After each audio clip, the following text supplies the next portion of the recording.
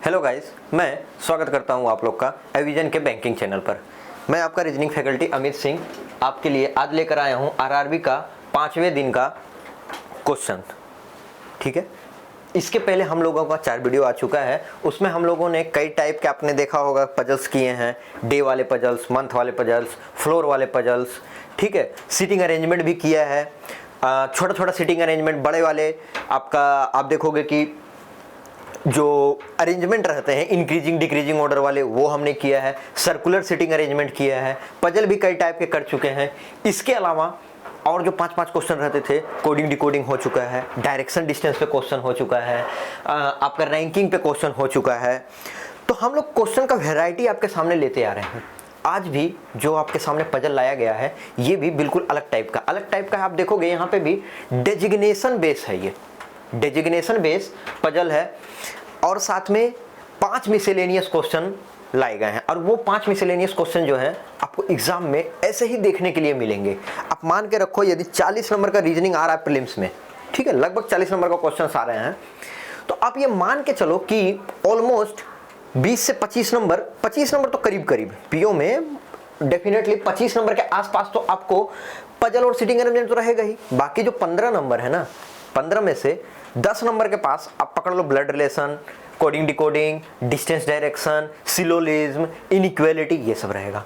और बाकी जो 4 से 5 नंबर है वो डेफिनेटली आपको इसी पार्ट से देखने को मिलेगा जो आज हम लोग डिस्कस करने वाले हैं। लेटर जो 5 क्वेश्चन है मेरे पास 6 to 10, वही आपको दिखेगा कि ऐसे ही कुछ 4-5 क्वेश्चन भी रहेंगे एग्जाम हॉल में। ठीक है, तो हमारे साथ बने रहिए, पूरा वीडियो देखिए और क्वेश्चन भी साथ में आप लगाने की प्रैक्टिस करिएगा। देखिए यहाँ पर आपके सामने ये पजल दिख रहा है। पजल में थोड़ा सा आपको बड़ा इसका लेंथ दिख रहा होगा। ठीक है, इसका लेंथ आपको थोड़ा बड़ा दिख रहा होगा, लेकिन उसमें भी आपको परेशान होने की जरूरत नहीं है। ठीक है, एक तो ये हो गया और सेकंड पार्ट यहाँ पर है। ठीक है, 2 पेज में इसको मैंने कर दिया है ताकि ज़्यादा दिक्कत ना हो आपको। चलिए पढ़ लीजिए। पहले पढ़ना क्या है, आपका पीडीएफ तो है ही इसके साथ अटैच, वहाँ से आप पीडीएफ डाउनलोड कर सकते हैं। और या तो आप क्या करिए, पहले पॉज करिए, पढ़िए इसको, उसके बाद नेक्स्ट हम लोग सोल्व करेंगे। चलिए यहाँ से ये मेन पजल है जिसको सोल्व करना है ना, ये पार्ट है। ये पार्ट में कुछ सोल्व करने लायक नहीं है। यहाँ पर बस आपको बता दिया गया है कि 6 पर्सन है और उनका डिफरेंट डेजिग्नेशन दे दिया गया है और साथ में उनका ये बताया गया है कि सबको डिफरेंट करेंसी जो है कि मिल रहा है। तो एक बात का ध्यान रखना है आपको कि यहाँ पर क्वेश्चन में किसी एक चीज को, 6 लोगों में से किसी एक चीज को आपको फिक्स करना पड़ेगा, अदरवाइज पजल बहुत कॉम्प्लिकेटेड बनते चला जाएगा।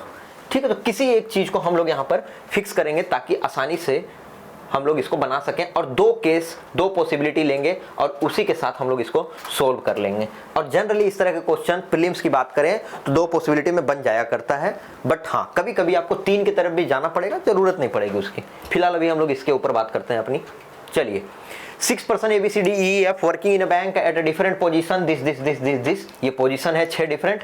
और वो डिफरेंट जो पोजीशन है उसमें भी बता दिया गया है कि जनरल मैनेजर जो है, जो आपका जनरल मैनेजर है, यहाँ पे देखिएगा जनरल मैनेजर कहाँ गया, जनरल मैनेजर ये इज द सीनियर मोस्ट, ये सीनियर मोस्ट है।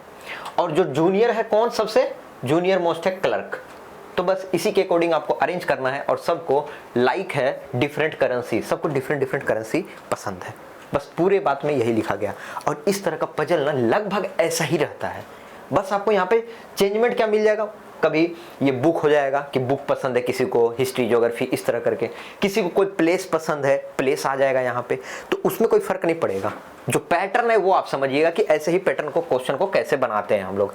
चलिए, तो यहाँ पर सबसे सीनियर मोस्ट कौन है, जनरल मैनेजर, तो इसको हम लोग फिक्स कर ले रहे हैं। ऐसे ही 6 नाम जो दिए गए हैं उनको हम लोग फिक्स करेंगे। तो क्या है ये, सेकंड नंबर पे एजीएम मतलब assistant general manager, third number पे एसएम मतलब सीनियर मैनेजर, फोर्थ नंबर पे मैनेजर। ठीक है, मैनेजर हो गया। और उसके बाद नेक्स्ट दिख रहा है पीओ एंड क्लर्क मतलब प्रोबेशनरी ऑफिसर एंड क्लर्क। ये टोटल मेरे पास 6 लोग होंगे और ये डिफरेंट डेजिग्नेशन के हैं जो कि डिफरेंट करेंसी लाइक करते हैं और डिफरेंट पर्सन हैं। चलिए, पर्सन 2 केस हम लोग लेंगे। कितने केस लेंगे, 2 केस।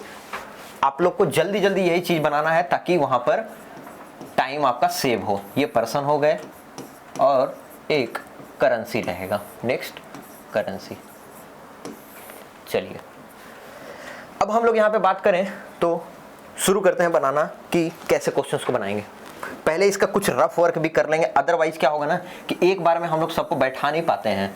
एग्जाम हॉल में एक बार में सबको बैठाना थोड़ा मुश्किल हो जाता है, तो हम लोग पहले क्या करेंगे, सबको थोड़ा सा रफ वर्क में भी लिख लेंगे जितने की जरूरत होगी, और जो फिक्स चीज होगा उसको तो बैठा ही देंगे, उसमें कोई दिक्कत वाली बात ही नहीं है। चलिए पहला लाइन क्या है, only 1% is designated between dollar and B. Dollar और B who is not senior to P. ये हु किसके लिए है, ये हु किसके लिए है, बी के लिए है। तो बी सीनियर नहीं है किससे, पीओ से। पीओ से सीनियर नहीं है तो या तो बी पीओ होगा या फिर पीओ से जूनियर होगा, यही बात होगा।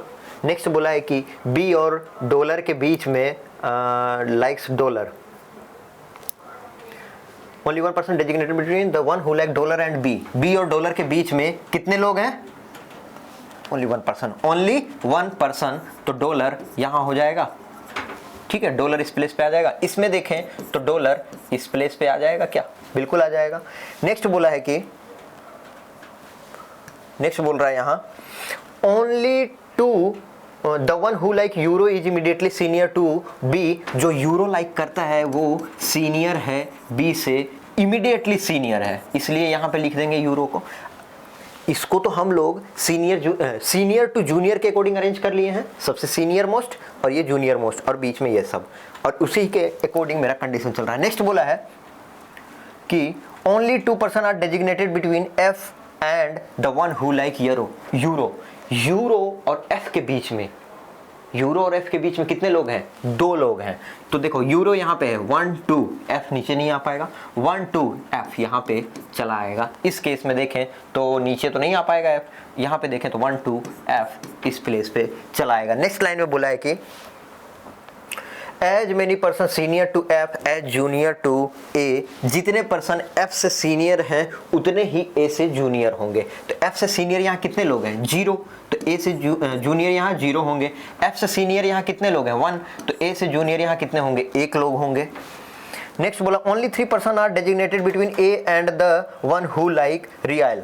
देखो कितने पर्सन है, ए और जो रियल लाइक करता है उसके बीच में 3% है। तो जब 3% है तो ए यहाँ पे है, तो 1 2 3 ए और रियल के बीच में 3 लोग हैं। यहाँ पे 1 2 3 ए और रियल के बीच में 3 लोग हैं। C is 2% junior to the one who like real. जो रियल लाइक करता है उससे कितना 2% जूनियर है, कौन, सी, 2% जूनियर। रियल यहाँ पे 2% जूनियर, यही होगा ना सी, रियल यहाँ पे 2% जूनियर, सी यहाँ पे हो जाएगा। नेक्स्ट बोला है D is immediately junior to the one who like rupee. D जो है वो रूपी से जस्ट जूनियर है, यही लाइन लिखा गया है, ठीक है। D is immediately junior to the one who like rupee. चलो रूपी को क्या यहाँ बैठा पाएंगे, मान लो कि आपने रूपी को यहाँ बैठा है तो डी यहाँ आ जाएगा, आ पाएगा नहीं क्योंकि ऑलरेडी ये बैठा हुआ। रूपी यहाँ आ नहीं सकता बिकॉज अब नीचे जगह नहीं है, तो रूपी के लिए क्या जगह बची, सिर्फ और सिर्फ यही जगह ना, तो डी यहाँ आ जाएगा इमीडिएटली नीचे उसके। इस केस में देखें तो रूपी यहाँ आ पाएगा क्या, नहीं, बिकॉज यहाँ डी नहीं आ पाएगा।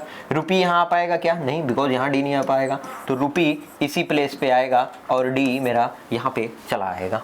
क्लियर हो गई बात। अब एक ही नाम बचा है, देखो ए बी सी डी, तो ई यहाँ होगा। इसमें देखें तो ए बी सी डी, ई इस प्लेस पे होगा,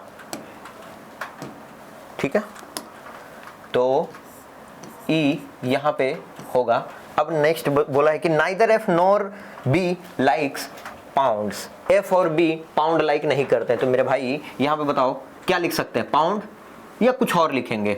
तो कुछ और लिखेंगे तो पाउंड को यहाँ पे लिखेंगे। तो एफ और बी दोनों पाउंड लाइक नहीं करते हैं, तो ये केस मेरा रॉन्ग हो चुका है, क्योंकि पाउंड एक तो नाम आएगा ही, 6 डिफरेंट करेंसी में से एक नाम तो पाउंड का होने ही वाला है, तो पाउंड ना तो यहाँ आ पाएगा ना यहाँ आ पाएगा, तो ये केस गलत हो चुका है। केस 1 में देखें हम लोग तो यहाँ पे पाउंड कहाँ नहीं हो सकता, एफ के पास नहीं हो सकता, बी के पास नहीं हो सकता, तो एक जगह तो बचा है, यहाँ पे पाउंड हो जाएगा, यहाँ पे पाउंड हो जाएगा। अब एक करेंसी का नाम बचा है, कौन सा है वो करेंसी, वो करेंसी है यहाँ पर देखने में जो लग रहा है कि दिनार, ठीक है। तो दिनार क्योंकि अभी तक हम लोग नहीं बैठाए हैं इसलिए दिनार यहाँ पर आ जाएगा, और ये केस पहला वाला केस हमारा सही हो चुका है ये। तो अब इसी पे बेस पे आपको 5 क्वेश्चन मिल जाएंगे। कितने आसानी से आपने इसको बना लिया। देखो पहला क्वेश्चन क्या बोल रहा है, पहला बोल रहा है कि who among the following person likes दिनार, दिनार कौन लाइक करता है। तो यहाँ पर हम लोग देखें तो दिनार पीओ जो होगा या बी, जो पीओ होगा या बी वही दिनार लाइक करेगा। चलो क्या बी ऑप्शन में है, यहाँ पे ए सी डी में ऑप्शन में है ही नहीं, तो यहाँ पे नहीं है, तो यहाँ पे नहीं करेंगे।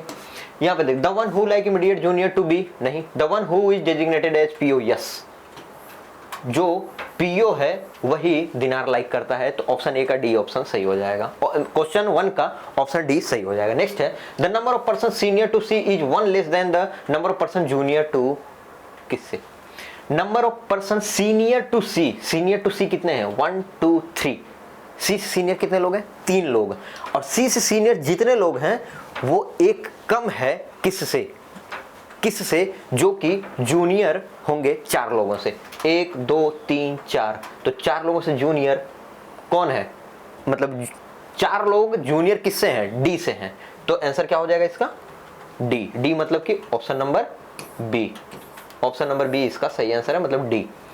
क्या क्वेश्चन पढ़ा है ध्यान से पढ़िएगा, the number of person senior to C, C से सीनियर जितने लोग हैं वो एक कम है, is 1 less than the number of person junior to that person, ठीक है।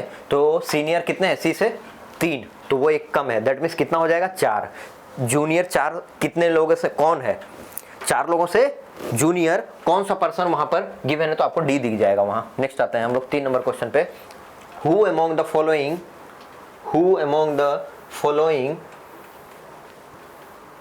Person are junior most and senior most, ठीक है, कौन पर्सन जो है कि जूनियर है या सीनियर मोस्ट है, चलिए बताइए कौन सा पर्सन जूनियर मोस्ट या सीनियर मोस्ट है। जूनियर मोस्ट कौन ए, सीनियर मोस्ट कौन एफ, बस बात खत्म, junior most A and senior most F, तो यहां पर आपको ऑप्शन नंबर ई इसका सही आंसर हो जाएगा, ये option E. How many person are designated between the one who like pounds and the one who like rupee, pound और रूपी के बीच में कितने लोग हैं, चलिए देखा जाए, पाउंड और रूपी के बीच में कितने लोग हैं, पाउंड मेरा यहाँ पर है, रूपी मेरा यहाँ पर है, तो इनके बीच में कितने लोग हैं, तो 1 2 3 4, यहाँ पर टोटल आपको दिख रहे होंगे 4 लोग हैं रूपी और पाउंड के बीच में, ऑप्शन नंबर सी, ठीक है। तो कितना मजेदार क्वेश्चन है, देखते रहिए। और ये which of the following combination is true, इसमें से कौन सा कॉम्बिनेशन ट्रू है, ई डॉलर, पहला था ई डॉलर, तो बताइए ई को डॉलर पसंद है, यस ई को डॉलर पसंद है, तो ये पहला कॉम्बिनेशन ही मेरा सही है, तो ऑप्शन नंबर इसका हो जाएगा ए, ठीक है। क्या होगा इसका ए, मिला लीजिए बाकी गलत हो जाएगा, सी दिनार, बी रूपी, सी को क्या दिनार है पसंद नहीं, बी को क्या रूपी है नहीं, तो गलत हो गई ये सब। नेक्स्ट क्या है, एफ रियल ए यूरो, तो एफ रियल ए यूरो, क्या एफ को रियल है नहीं, ए को यूरो नहीं, तो सिर्फ ई दिनार, सॉरी ई डॉलर सही है, बाकी सब गलत है। तो यहाँ पे ये पजल हम लोग का आज का सॉल्व हो गया, मजेदार क्वेश्चन था, ठीक है। तो रुपया करेंसी सब हम लोग आज देख लिए हैं। नेक्स्ट देखें हम लोग, तो क्वेश्चन है कि ये क्वेश्चन ध्यान से पढ़िए, और पढ़िए क्या है ये तो आप पीडीएफ में देखिए और ये जल्दी से बनाइए इसको। क्वेश्चन में बोला है कि if all the vowel in word machinery are replaced with the immediate next letter, मतलब जो वोवेल इसमें दिया गया है, इस क्वेश्चन में जो भी वोवेल दिया गया है उसको क्या करना है, इमीडिएट नेक्स्ट लेटर से रिप्लेस करना है। तो इमीडिएट नेक्स्ट लेटर वोवेल का मतलब क्या, उसमें +1 करना है। और बोला है कि जो मशीनरी ये वर्ड दिया गया है इसके कॉन्सोनेंट से replaced by immediate previous letter, consonant जो है इसको रिप्लेस कर देना है प्रीवियस लेटर से। As per the alphabetical series then how many letter are repeated, more than 1, तो मोर देन 1 कौन आ रहा है। तो एक बात का यहाँ पे ध्यान रखना है कि वर्ड क्या है मेरे पास, MACHINER और Y, मशीनरी, यही मेरे पास वर्ड है। तो जो जो वोवेल है उसको एक बढ़ा के लिखना है, जो जो कॉन्सोनेंट है उसको एक माइनस करके लिखना है। तो अब क्या वोवेल है क्या कॉन्सोनेंट है ये तो नहीं बताना होगा ना, वोवेल तो पता है AEIOU होता है। चलो मैच करवाते हैं। अब देखो M कॉन्सोनेंट है, एक माइनस होगा तो M से एक पीछे क्या आएगा, L। A वोवेल है, वोवेल से एक प्लस होगा तो क्या आएगा, B। यही बोला था, तो consonant are the replace by immediately previous letter, ठीक है। C के पहले B, जो है अब डायरेक्ट लिख रहे हैं, क्योंकि पता है कि क्या कॉन्सोनेंट होता है क्या वोवेल होता है। एच के पहले जी, आई के बाद जे, एन के पहले एम, ई के बाद एफ, आर के पहले क्यू और वाई के पहले एक्स। तो यहाँ पे कौन से लेटर, कितने लेटर जो है कि रिपीट किए हैं अपने आप को, तो बताइए।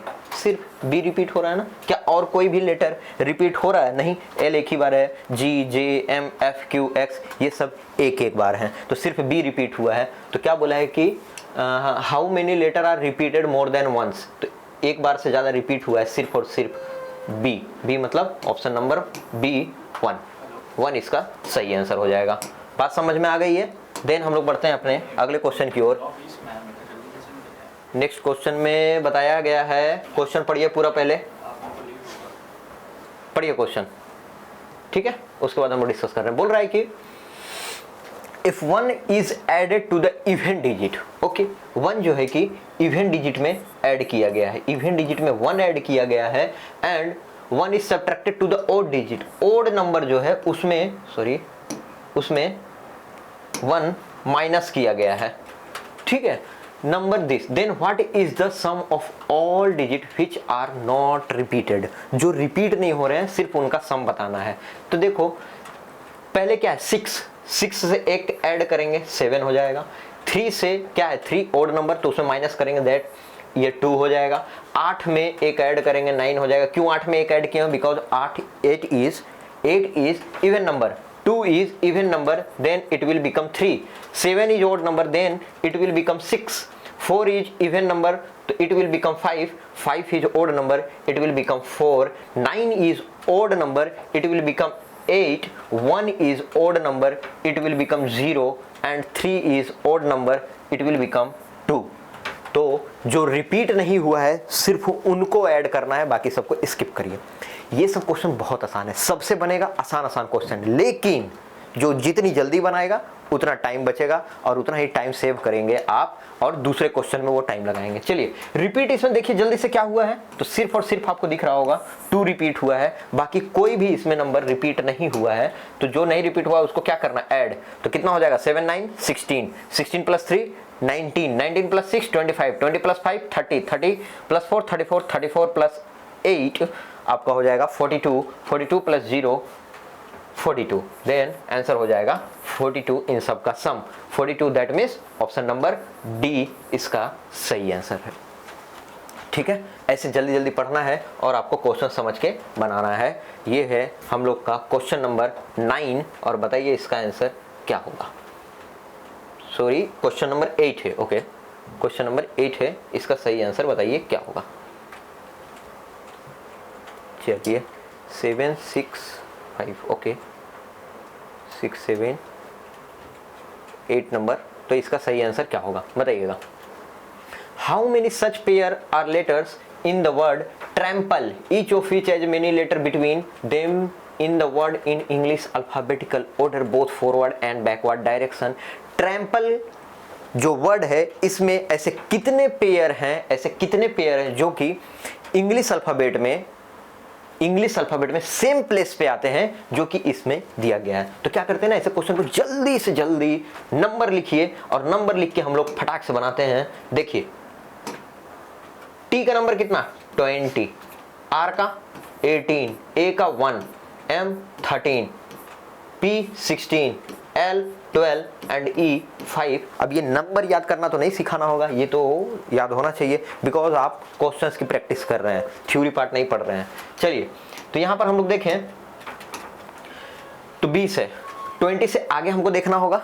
अच्छा, फॉरवर्ड बैकवर्ड दोनों में मेंशन कर दिया है, ठीक है, तो हमको दोनों डायरेक्शन में चेक करना पड़ेगा। तो फॉरवर्ड 20 से बड़ा नहीं है, नहीं चेक करना है, 18 से बड़ा नहीं है, नहीं चेक करना आगे कुछ, 1 से बड़ा हाँ है, 2 3 4 5, तो यस 1 5 एक पेयर हो जाएगा जो कि सही है। मतलब 1 पेयर हम लोग बोले 1 5, दैट मीन्स ए एंड ई, ए और ई के बीच में यहाँ 3 लेटर हैं, इंग्लिश अल्फाबेट में भी 3 लेटर होते हैं, तो ए और ई एक पेयर ऐसा है जो कि अपना सही पोजीशन पे बैठा है। 13 के बाद यहाँ 14 15 16 होना चाहिए, नहीं है, नहीं, 16 के बाद नहीं होगा, 12 के बाद नहीं होगा, क्लियर।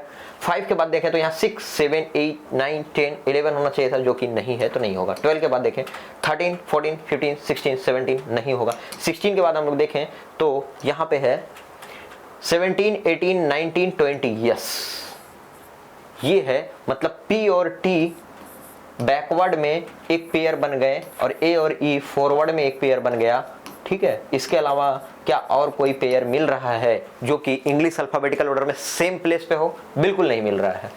13 के बाद यहाँ देखें 14, 15, 16 ना, और कोई भी नहीं होगा, तो यहाँ पे आंसर हो जाएगा 2 पेयर ऐसे हैं जो कि ऑप्शन नंबर ए, जो कि सेम प्लेस पे मिलेंगे इंग्लिश अल्फाबेट ऑर्डर में। चलिए आते हैं हम लोग अगले क्वेश्चन की ओर, और नेक्स्ट क्वेश्चन है हम लोग का, ये बताइए इसका आंसर क्या होगा। इसमें दे दिया गया है ओड वन आउट खोजना है। ओहो, चलो ओड वन आउट खोजना है तो हम लोग खोजते हैं फटाक से कि ओड वन आउट कैसे और क्या होगा। चलो ऐसा क्वेश्चन में बनाने के लिए क्या करेंगे हम लोग सबसे पहले, तो इस तरह के क्वेश्चन को बनाने के लिए सबसे पहले इनका नंबर आपको पता होना चाहिए, अदरवाइज मुश्किल हो जाएगा। देखो नंबर फटाफट लिखो, सबका याद दिख जाएगा। क्या है ये? 2, then 7, then 5, then 9। Okay good. Next देखा जाए तो यहाँ पे कितना है? JK, दैट मीन्स 11, 16, 14 और ये 18। नेक्स्ट देखा जाए तो D का नंबर 4, I का नंबर 9, G का नंबर 7 और K का नंबर 11 होता है, ठीक है। ये नंबर हो गया। और यहाँ पे ADBG को देखें हम लोग तो 1, 4 और ये हो गया 2 और G का नंबर यहाँ पे 7 है। क्लियर? यहाँ पर देखा जाए तो H का नंबर 8, M का नंबर 13, यहाँ पे फिर है K मतलब 11 और O का मतलब 15। चलो 2 से 7 का गैप कितना है? यहाँ पे गैप आप जल्दी जल्दी देखो तो, यदि गैप देखोगे तो ये चीज़ें जल्दी मिल जाएंगी। यहाँ से यहाँ का गैप कितना है? +5, यहाँ से -2, यहाँ पे +4।